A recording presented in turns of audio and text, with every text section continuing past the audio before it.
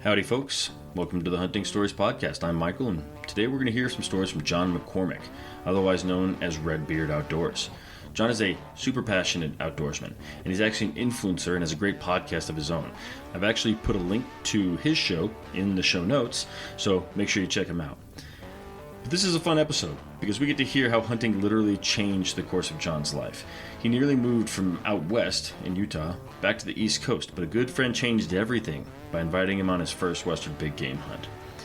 Either way, I want to thank John for coming on, and now let's let him tell his story.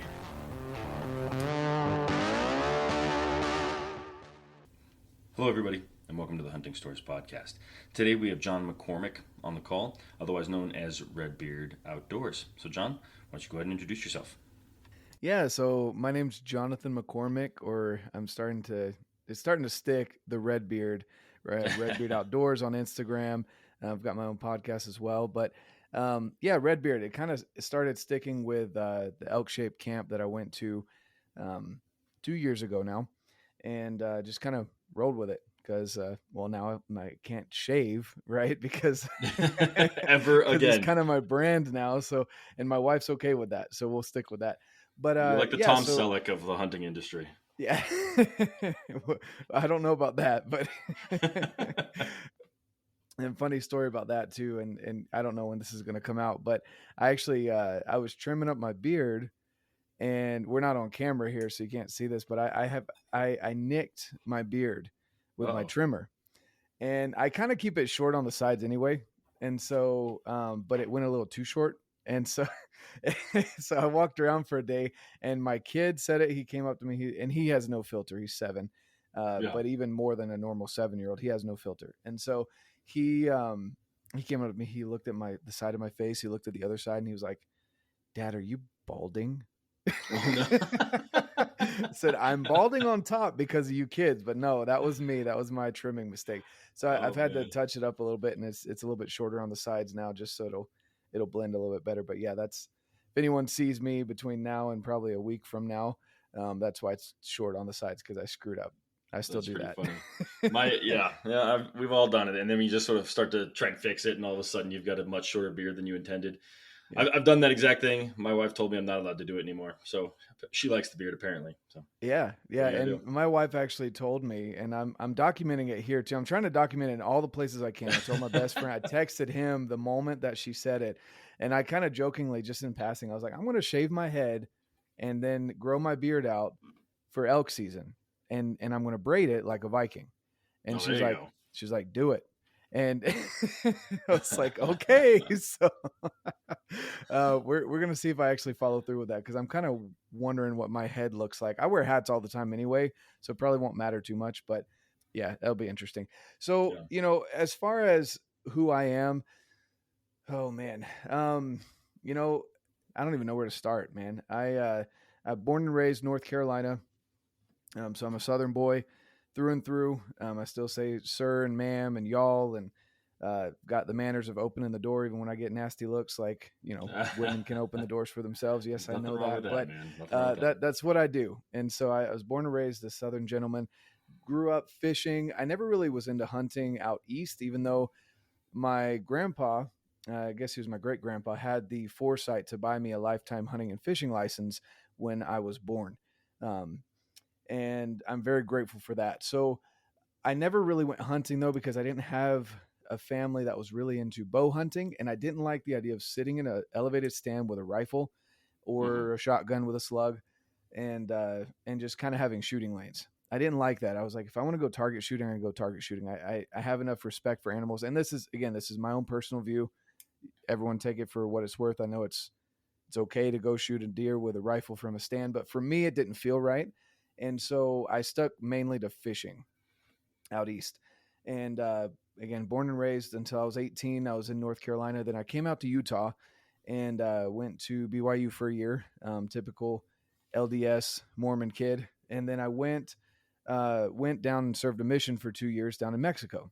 And that's a whole nother story, has nothing to do with hunting, but I loved serving the people down in Mexico, and it humbled me a lot because it made me realize how blessed I am to have the things I have here in our country, namely air conditioning, hardwood floors, or or carpet. Being able to have carpet, running cars that aren't smelling like gasoline all the time and breaking that, Yeah. like just so many things. Not having to worry about getting Moctezuma's revenge. All of that stuff that we have here in the States is just, it's a blessing, and all the freedoms we have and things like that. So I came back and I ended up meeting my wife here while I was going to college, and we got married. She's from Utah, and I, being again from the East Coast, and if anyone's been on the East Coast versus Utah, it's a drastically different climate. And so I wanted to go back to the greenery, the humidity, all those wonderful things that are out east, until I had a friend that, and I probably should have kept the date better, but it's about 6-7 years ago. That was about 6 years ago, that he invited me to go on a hunt with him. And that changed kind of my course, because I was getting ready to move back. And I was getting ready to move back east. And so I went out with him and said, sure, whatever. What were you hunting? So he, at the time, I don't know how he does it, but he's like the luckiest dude I know. He's always got some kind of tag in his pocket, whether it be mountain lion, deer, elk. Yeah. This last year he had a moose tag. That was a cow moose, but still he had a moose tag, bear That's tags. awesome. Like he's been hunting since he ever could. And even before he could, he was out hunting with his family, just following along. So he took me out. We were hunting deer, and I didn't even have binoculars, right? So I just kind of went up on this mountain, and I'm like panting and like dead. But the competitive side of me wouldn't let him beat me, right? So, I mean, he raced up the mountain like nothing, and I wouldn't let the mountain beat me. So I get up there. He had let me borrow a pair of binoculars. And so we were out looking for deer. And slowly, just from that time forward, every time that I saw a deer, I got better at spotting what you spot. Like now, it's kind of even hard to explain to people that are new at spotting animals. But the particular things that you look for in animals against the mountainside, hillside, trees, whatever you're looking for, the paths, he used to look at things and say, "Oh, that's a deer trail." I'm like, "How the frick do you know that's a deer trail?" Right? Yeah. Just stuff like that. You can't even I can't remember thinking that like what I was seeing personally, but now my eyes are trained to be able to see that, and I'm like, "Oh, that's definitely this, and this is that." But so that's kind of where I got started. I got hooked, and I've stayed out west, and I've fallen in love with the mountains. Got into backpacking. Realized that with mountain biking, I have terrible balance. My feet deserve to be Ugh. on the ground. I am awful. I fell so many times. I think everyone that mountain bikes Yeah. takes crashes. Like I had a buddy he said he was good at it, but he'd come back from work or from every weekend to work, and he would just be beat up. I think that's just the way that game is played. Oh yeah. Yeah. I've had some really bad gashes and stuff from, he's like flying again. He's been doing this for years, and he's taking me down this trail. He's like, "Oh, this is a super easy one." I'm like, "Awesome. I'm looking forward to it." And, and anyway, I get totally beat up, skinned up and everything. And I talked to someone else about the trail, and they were like, "Dude, that's like the equivalent of a black diamond for skiing." And this is the And same guy that takes you on the deer hunts as takes you on the mountain yes, biking. yeah. So he's known as he on his gravestone it'll probably say like on to the next ridge. Like he doesn't sit still for nothing. Like he'll glass, Yeah, and if he doesn't see anything, he's on to the next one. And that's just how he is. And Brent's an awesome yeah. guy. But so he got me into hunting, and then what really got me hooked was, so I put in my first year for deer. And granted, I didn't even have a hunting rifle. I had some pistols, concealed carry, stuff like that, but I didn't have a rifle, so it was okay that I didn't draw the first year. And I went out with him again, and he had a deer tag and an elk tag, and I can't remember the exact time of year, but either way, it kind of overlapped. I think he had an archery deer tag and a rifle elk tag or something along those lines. Either way, he was carrying both weapons, and that's always funny to see. But we were out there spotting, and I'm like, man, there's this like that just looks like an off color brown over there. Maybe it's a rock, but put your spotter on it. And so he put the spotter on it, and it's probably a mile away or so. And sure enough, there was this bull elk bedded. This was at like 9 in the morning. And so like the sun was already beating on him. I don't know what was wrong with him. I think he was just tired from the rut. He might have been beaten up or something, but there were no other elk up there. And it was super early in the season for them to be down that far. Usually they come down into this particular area after it snowed, and they hang out there during the late season. But anyway, he was all by himself, and he was like, man, we're going to make a play on this guy. And I'd never seen an elk in person before. And so we get up to within 350 yards, and the elk is still bedded. And by now it was like 10 o'clock. And I'm sitting here, I'm like, is he dead? Like what? Like, why is he still sleeping? Like he shouldn't still be bedded. And so I stay up a little bit higher. He creeps down to about 300 yards, and I stay up higher, and I've got my binoculars on him. And then I hear the shot ring out, and I see him stand up, and then he puts another shot in him, and he just falls. So it was like perfect scenario. But, you know, again, we're in this bad habit of, we don't think about where the animal is. Yeah. We're Until just after like, it's down. yeah, we're just like, oh, we're going to pack it out no matter what. Like, we're just got that mindset. And we're completely capable. We just didn't realize how crappy of a spot he was in.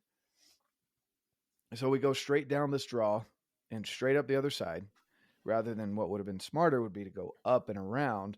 We went straight through this oak brush, or scrub oak. If anyone knows about scrub oak, yeah. Oh man, we came out of there looking like we had come out of a bear attack. And so we get to the elk, and I was just mesmerized. And this is where, like, I still hadn't even heard an elk bugle. How long ago was this? When was this hunt? Oh, I'd have to look. I'm terrible with dates, except for my anniversary. No, I'm good with that one. I learned that one. I want to say it was 4 or 5 years ago. Okay. So I was just barely a year into going on hunts with him. And mule deer were cool, right? And I had been used to whitetail, so they're bigger and they're awesome animals. But I walked up on this elk, and I was like, holy crap. And, you know, he was at an awkward spot, very steep area. So it took us a lot longer than it should have to clean. And I had never cleaned an animal before. So that's kind of a big undertaking for the first time cleaning an animal, right? Yeah. So, yeah. But we got it done. We packed it out, and you know, everyone was exhausted by the time we got out of there. They were all cursing us for, you know, shooting this elk in the spot. But, you know, he had some awesome family members that came up and helped, so we could get it all out in one shot. I think we had like 5 guys.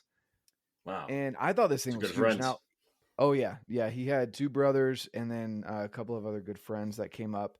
And I'm over here like, I don't want to screw anything up. And like, I just kept asking questions. I probably gummed up the process a lot more than helping, because we had so many knives going after this thing at one time. I was like, I'm just going to back off and watch, because, you know, I didn't want to get stabbed, and I didn't want to cut up his meat wrong. So anyway, we get the meat out, and I'm realizing now I'm looking at the pictures now, it was a 5-point, but it wasn't one of those raghorn 5 points. Like, this guy was a solid 5-point, right? Yeah. But obviously it wasn't a 6 or a 7. He wasn't as big as some elk that I've seen now, but that got me. I mean, that the talons of hunting the outdoors out here out west, and even more so elk. And again, I still hadn't even heard a bugle yet. It just like got into me. And so, and I would say that's probably the most defining moment of my hunting out west and getting into the outdoors out west. And more specifically, just thinking that elk are the most majestic creatures out west was probably that moment.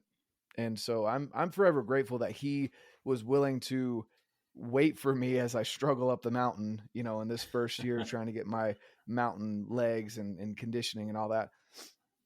Yeah, it says something pretty special about hunting, that like you had this moment, this like life altering moment, and you weren't even the one hunting. You were just coming along and sharing the experiences. It's pretty cool. Yeah, exactly. And that's why I always recommend to people, find a good mentor, because that's priceless. Like, trying to go out, I would be, if it wasn't for Brent, we would have moved back east. Like, I can say that without a shadow of a doubt. I'd be back in North Carolina. Probably wouldn't be as fit as I am, and definitely wouldn't have the desire to hunt elk and mule deer and everything else I want to hunt. I'd probably just be back to fishing and kind of the East Coast life, which is a Yeah. lot more sedentary than it is out here. So I'm forever grateful for that. That's not only just changed my path as far as hunting, but my entire life. The fact that he was willing to invite me. Now he didn't do the work for me, obviously, right? Have you told him how he's changed your life, or is this something that you've been thinking about but never really expressed to him? Oh no, I've told him a million times over. Oh, for He's sure. like, Yeah. stop it, John. I get it. Leave me alone. Yeah. Well, and he reiterates to me, like, he's like, yeah, well, I've done that same thing with quite a few people. He was like, but the one there's only been one or two people, and he was like, you're one of them.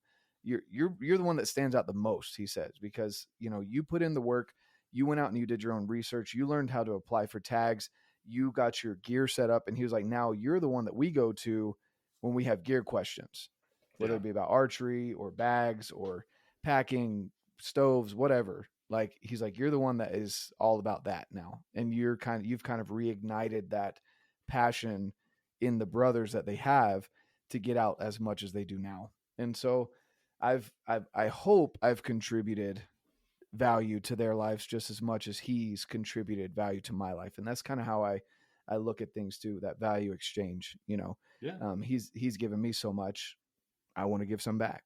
And so Yeah. Sounds like you're returning the favor for sure. oh yeah, yeah, we're definitely. And so that would be probably my biggest hunting story. And then I've got one this year. So going back to elk, I got into archery in 2020. I picked up a bow, and this was technically the end of 2019, but picked up my first bow, and I told myself I wasn't going to go after an animal until a big game animal. I went after turkeys, but I wouldn't go after elk and deer until I had shot my bow every single day that I possibly could. Obviously, if I was traveling somewhere without my bow, that's a different story. But if I could physically have my bow there, I would shoot at least one arrow every day for a full year before I would go after a big game animal. And so that was just something that I told myself. I didn't tell anyone else. And then in 2021, so last year, I actually had an archery tag in my pocket. And we went out multiple times. I went out with Clint. You've recorded with Clint. He's an awesome dude. Went out with him and a buddy of ours, Lyle, that he introduced me to. And Lyle, oh my gosh, Lyle is such an amazing guy as well. And, that's a story for a different day. But we went out and we had many encounters with elk. I think they had a few more than me because I bounced between being with them and with Brent. And then the late season rolled around. So here in Utah, you can go out for late season elk, and you can, if you've got the over the counter tag. Late season archery in Utah is not necessarily fun. It's definitely not easy because you've definitely got 2 feet of snow that you're trudging through up these steep mountains where the elk hang out. But I went out in, oh man, I want to say it was December, just near the end of the late season. And I spotted this group of probably 40 cows. And then off on this other mountainside, I saw 3 or 4 bulls, but they had gone into some thick stuff and they were moving pretty fast. I wasn't going to catch up to them. They were like 3 miles off. There was no way I was going to catch up to them. So I was like, okay, I'm going to go for the cows. And this is an NE6 tag. So, I was like, there's no one else at this trail. Well, there's one other truck, but there's no way that guy's going to make it up to these elk. And he probably didn't see him. So he's probably either going for deer or he's just out for hike. So anyway, I make this trek up, and it was about 2 miles up this mountain, and they were still bedded. And I had taken a picture from the bottom before I started and used that picture as reference so that when I would get up closer to the elk, I could see the different land markings and things like that, not just using onX, but also the picture that I had. So I would have that reference as to what I was looking at. Smart. Well, I get up there and, I've been trudging through the snow. At some points it was knee deep. And other points it wasn't so bad, but yeah, those knee deep snow going uphill, get up to within where I think it's going to be about 150, 200 yards of these elk. And I peek over and they're only 100 yards away and they're still bedded. And I'm like, okay. And I'm sitting here, I'm looking at my watch. I'm like, okay, They've still got probably another hour before they get up. We're going to be good to go. This is the perfect scenario. The snow was fresh, so it wasn't crunchy. It was pillowy soft. And the wind was in my face, and they couldn't see me. I had enough cover that they couldn't see my movement. And again, they were all asleep. So everything was in my favor. I was like, I'm going to take my time. And I kind of crept into 80 yards and found a good spot to kind of hang out and wait for them to get up and move a little bit. And I'm ranging, and then I see one of them kind of perk up. And again, this is about an hour and a half, 2 hours in. I've busted my tail getting up the mountain. I'm like, oh no, like, what did I do wrong? I checked the wind again. It's still blowing in my face. Like, I haven't moved. They didn't see me. I'm like, what the heck? So she just like jumps up and then she barks. And if anyone's ever heard that elk bark, have you heard the bark of an elk before? I have, yeah. Okay. It sucks. So, yeah. It's one of the most depressing sounds you will ever hear. And so I heard that, and then they all jump up. There's about 40 of them. And I'm like, what is going on? And in my head, I'm like, okay, before I came up here, I told myself I'm not shooting over 70 yards. I'm fully capable of it, but I'm not going to. I owe it to the animal to get in closer. This is why I did archery. Like, talking myself out of taking this, it ended up, it was like an 85, 90 yard shot. And I was like, I'm not going to do it. Even if they run away, I'm just going to chill here and see what the heck's going on. And in that moment, I hear a bow go off. Oh, no.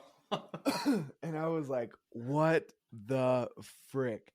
And anyway, he missed. And so they bolt. And at first I was like, maybe he hit it. I didn't hear the thwack, but maybe he hit it. And if he did, like, I'm going to help him pack it out. And maybe I could talk him out of, like, some meat or something like that. And so anyway, he gets up, I see him, and he was between me and the cows. So they had picked up on him. And the problem, it's good that I didn't take that shot because he was directly in my line of that arrow. So that could have ended really poorly. So he missed, but not only did he miss, he proceeds to call his girlfriend and walk towards the elk. Now they've bolted, but they calmed down and they were like starting to feed again. And then he stands up and calls his girlfriend on the top of this mountain and starts walking towards the elk, talking just like you and me right now. How far is he from you? I know that you're about, you say 100 yards, 70 yards from the elk when he initially shot. Where was he in between you two? Yeah, so he was probably 40 yards away from the elk. From the elk? Okay, so about 30 from you. Got it. Yeah, so they had bolted to about 300 yards away at this point. Okay. But it's still, within earshot and definitely within eye shot. And I'm just watching them starting to calm down a little bit because they didn't know what the heck was going on, right? They just heard the bow go off and they'll calm down eventually. And so I'm sitting here thinking, like, let's just hunker down. They're going to calm down. We can go around the backside of the mountain and come up over top of them. The wind will still be in our face. Like, I'm like planning out all these scenarios. And this dude calls his girlfriend. Yeah, babe. Like, not quiet at all. Yeah, babe, I just missed this elk and they're sitting right here and I'm going to go walk over there and see if I can make it. I'm like, are you kidding me? And at this point, I'm just like cursing him out in my head and like trying to wave him down. Like, what are you doing? Anyway, they end up cresting over and going on the backside of the mountain. And at that point, I catch up to him. And turns out this guy was from Minnesota. And I was like, what are you doing from Minnesota coming during the hardest part of the season to go after elk? And he was like, well, I couldn't go during the regular season because I hadn't got my 6 months of residency. So this is, when I could go. Oh, so he just moved to Utah from Minnesota. He had just moved to Utah. And so, we started talking a little bit. I'm like, I bet you they're bedded down on that other side of the hill. Like, they couldn't have run that far. And they're wanting to sleep right now, dude. So we end up going up and we crest over, and somehow these elk had got, like, I don't know how they got to this spot. They had to have had some sort of like ice picks in their hooves or something like that. There was no way we were making it over there. And so we watched them for a little bit. The wind picked up. It got nasty. It started to kind of blizzard a little bit, and they tucked into these trees. And so we ended up walking back down. He ends up being a cool dude. I still talk to him. and hopefully we'll go hunting this year together. But we were just laughing. I was like, dude, what were you thinking? He was like, man, I don't know. I've never seen elk before. And, and so, in his head, he's like, nah, it's all right. Like, they're spooked. They're going to be gone, like in his head. And so I just told him, I was like, dude, congratulations for the first time ever hunting elk. You got within 40 yards. Like, that is an accomplishment in and of itself. So Absolutely. anyway, I ended up with a good friend out of that, but that's probably my other biggest that is fresh on my mind because it still stings a little bit because I'm like that close to success, I have a story that you actually made me think of, and I'll go ahead and tell it. When Yeah. you talked about the cow barking, it Oh was yeah. 2020 September archery, and in Colorado we got a freak snowstorm the first week of September, like 10 to 12 inches where we were, which is funny because 2 days earlier it was 90 degrees. It's crazy. Either way, the day after the snowstorm, we're glassing this hillside and we see an elk.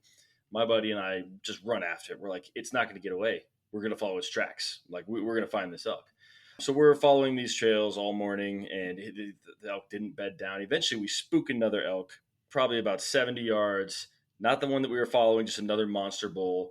And it just runs off. And my buddy's like, oh, we're going to chase down. We're going to chase it down. I'm like, no, we're not going to chase down an elk. Like, it's gone. But at the same time, our buddy had messaged us and said that he found a herd about 2 ridge lines over. And they'd been sitting there for a few hours. So we're like, let's go over there and see if that herd's still there, because he's on a different mountaintop. It would take him forever to get there. So we head over there and we see, well, it's probably 30 elk, a couple bulls, a couple spikes, a couple cows, all just bedded in the sunshine, probably just trying to stay warm because it's a pretty cold day after that snowstorm. So we go down and we're on the other side of the saddle from these elk. And I'm like, all right, here's the deal. We're going to drop down to the bottom, and then you give me half an hour to get up on top of that mountain. I'll drop in from behind them, and then you come in side mountain. And he's like, all right, that's the plan. So I get up to the top of that mountain, and I'm just sort of walking. The wind's perfect crosswind. I think they're in front of me, and all of a sudden I see an antler. And it's warm enough. The snow's melting, but it's still a pretty cold day. So the snow's super quiet. I drop my bag. I drop everything but my bow, and I have plenty of cover, probably up to about 20 yards. So I'm just slowly working my way through this cover to this bull. The only problem is the bull's bedded, and it's got a log right in front of its entire body. So all I see is its head and its antlers. And I can see similarly just down the hill, I see like 3 spikes and a couple cows. And I'm like, all right, well, I'll just hang tight. I think I got to about 45 yards. And I'm like, I feel pretty comfortable here. I just need this elk to stand up. Next thing I know, all of the elk stand up. And all of the elk look in the direction that I know my buddy's in. And then all of a sudden I hear that bark. And they all just book it, and they'll just run the opposite direction. Oh, no. Turns out my buddy didn't have a wind checker. So when he got to a point where he ran out of cover, he's like, yeah, I'll just crawl. So he started crawling, and he spooked the entire herd. So I had been sitting there for probably 5 to 10 minutes just waiting for my opportunity, when all of a sudden everything started happening. And I was like, at first, all the eyes were looking downhill away from me. So it's the perfect scenario. There's no reason I wasn't going to harvest a bull. And then the entire herd just ran away. Oh. That's awful. Dude. Yeah. So those barks are never good news. Not fun. Yeah, no, and the first time I heard it, I thought it was a dog. It weirded me out. I don't know. I mean, I know we've been going for a minute here, but I had one more just pop into my mind if you're all right with it. Yeah, no, keep going, man. Cool. Sweet. So if you guys will realize here, all of these have to do with elk. I'm not as obsessed about elk, probably because I haven't been in the game as long as Dan from Elk Shape. He is like in love with elk, right? Yeah. I can imagine when I hit his age, I will be too. But at this point, like, I feel pretty obsessed. Like, I'm constantly thinking about it. Anyway, so I was out with Clint and Lyle, and we had split up this day, and kind of the morning, I had never been in a bugle fest like this. There were, I want to say, 4 or 5 different bulls going off. And it was funny because they all have distinct bugles. And I had never heard this before. Like, you look it up online, they all kind of sound the same. But these guys, like, we were naming them because they all, like, one of them just had this Weasley high pitch bugle. The other one only chuckled. Another one had this deep, like, chest rattling, like you could tell he was the boss kind of bugle. Yeah. It was amazing. And so anyway, we go up. They kind of got blown out by these other hunters, and I'll try not to stay too negative. So I've already told a bad story, so I'll tell this good story here. And so we come up later and to do the evening hunt in this other area where we know they had gone to, and so Clint and I go up on the left side of the bowl. Lyle went up on the right, and Clint and I split off. We tell each other where we're gonna be, and and so I go up and I sit down and it's like, I want to say it was like 2 or 3 in the afternoon. We wanted to get up there super early before the thermal switch and everything, and just kind of be able to be at a good vantage point. I sat down and I got comfortable. And if any of y'all know about this, you have a snack, you get comfortable, it's a little warm, you fall asleep, right? Yep. And this was again 2 or 3 in the afternoon. And so I wasn't too concerned about missing any opportunities. Well, I woke up to the sound of sniffing. And I was like, what the frick? And like, it was like right in my ear. And I was like, what the heck? And I turned around and there's a doe literally 5 feet away from me. She probably thinks I smell like a dead animal because at this point it had been like a week since I had showered. But she's like sniffing the crap out of me, dude. And so I turn around and, I've got a GoPro on my head and I get my phone out as well. And she jumps back about 10 feet, but she still stayed there. And then another doe comes out and they like circled me for like 10 minutes and they got super close. And I thought that was awesome. I was like, okay, this is the sign, right? Tonight is the night. This was the very last night of the hunt here in Utah. We were down to the wire. None of us had filled our tags. And, well, at least the September hunt, that was the late season after that. But anyway, so yeah, I was like, this is a good sign. And so I'm sitting there. The does finally walk off. They weren't spooked for some reason. Again, probably because I smelled like a dead animal rather than a human at that point. But anyway, they walk off. And then I see some brown through the trees. And I'm like, oh, here we go. It's about prime time. And then I see orange. Oh, and I was like, like I had an arrow nocked. I had my release on. And I was getting ready to draw back. Like through the trees, it looked like an animal. And so, anyway, they come confirmation. Yeah, right. Yeah, that's why you always confirm. Don't shoot through the trees, guys. Don't be stupid. And so, anyway, they come up, and it was a youth hunter, and I forgot that. So this was the scary thing. I don't know why Utah did it this year. I know Colorado has issues with overlapping seasons, but there was youth rifle season for elk was the same. Like they started like the last 3 days of our archery season. That's interesting. I didn't know that.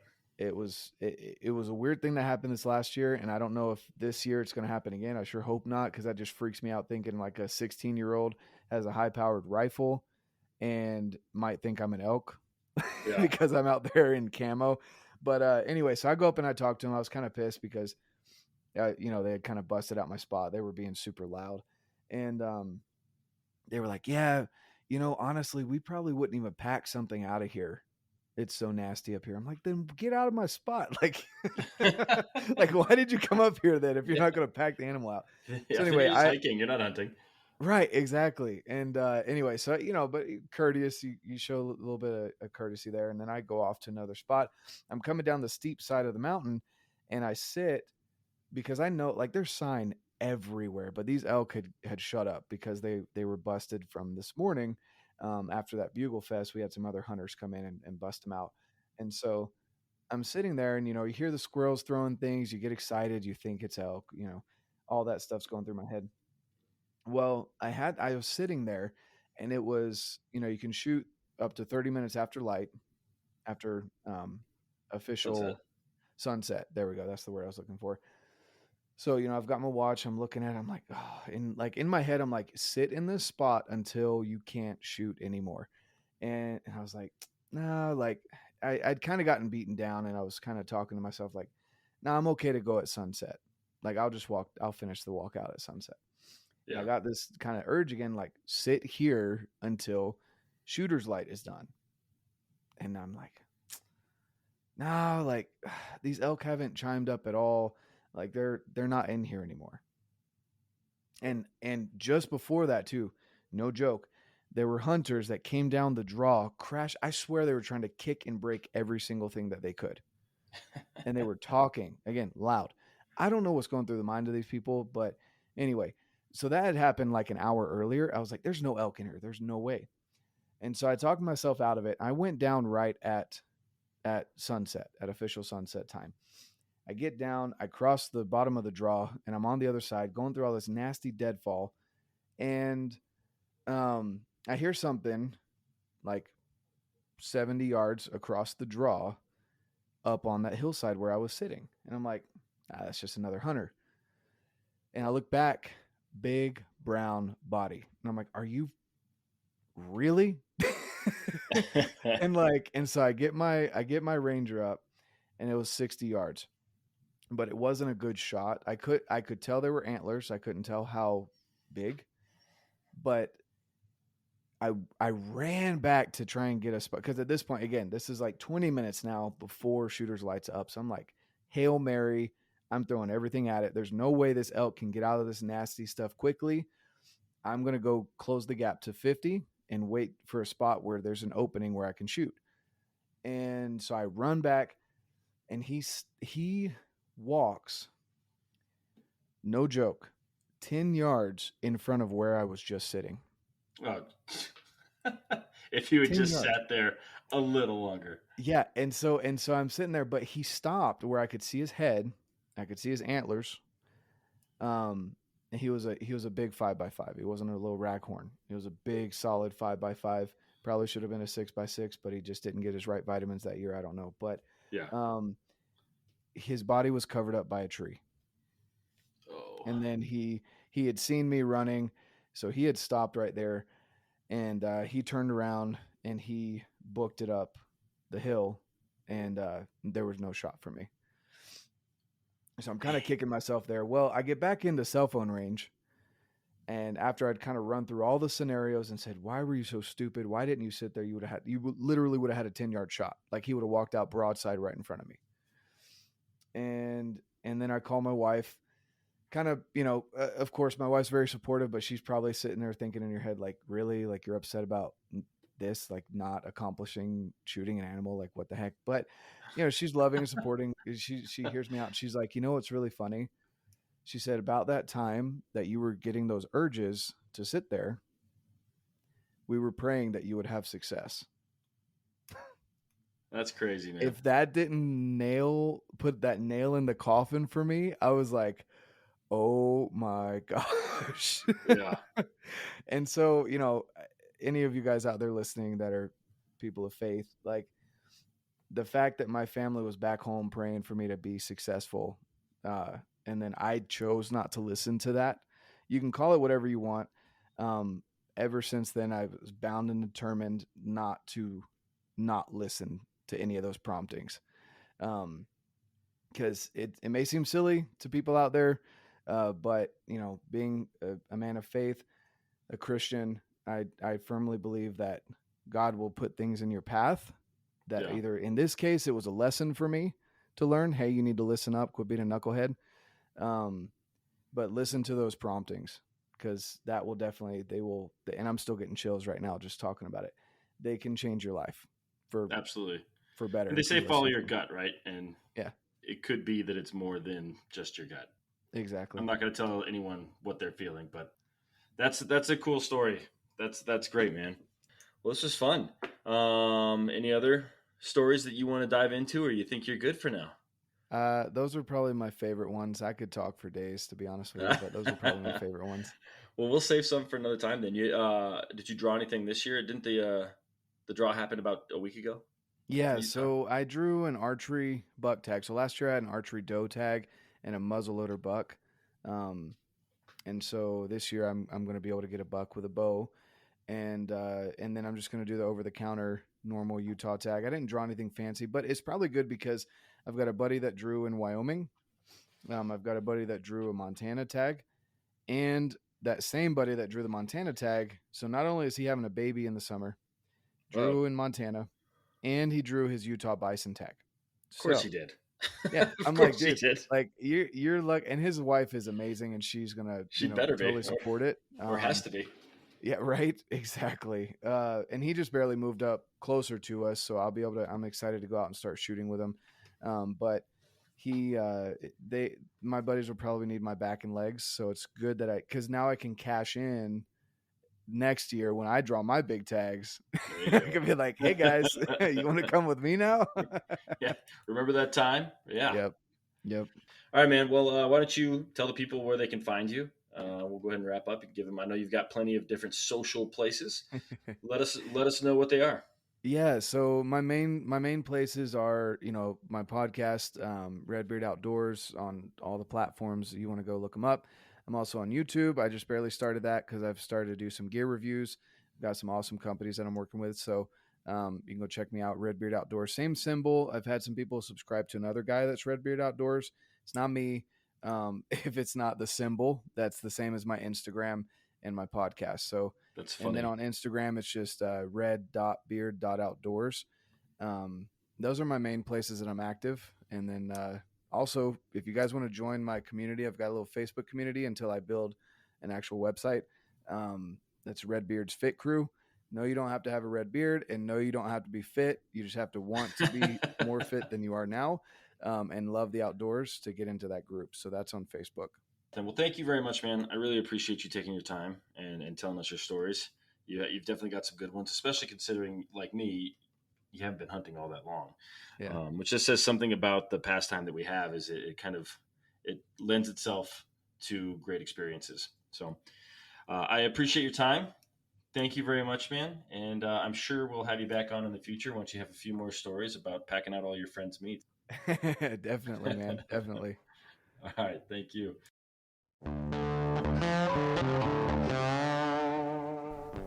All right, guys, that's it. Another story in the books.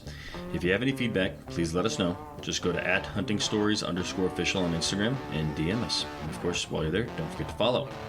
Now, I want to thank John for sharing his stories and his faith with us. He's one of the most passionate people I've ever met, and I love to see how hunting's actually really changed his life, and obviously for the better.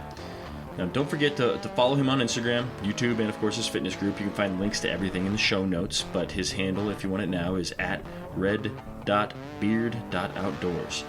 Of course, while you're following and subscribing to his things, don't forget to follow and subscribe, review, comment on your preferred podcast app, Spotify, Apple, whatever it might be, so that we can make sure to share the stories with more folks. Finally, we're always looking for more storytellers. So if you, your dad, your friend, your mom, whomever has a good story, hit us up. We want to hear from every kind of hunter as long as you know how to tell a good story. Thank you again for tuning in. Now go make some stories of your own.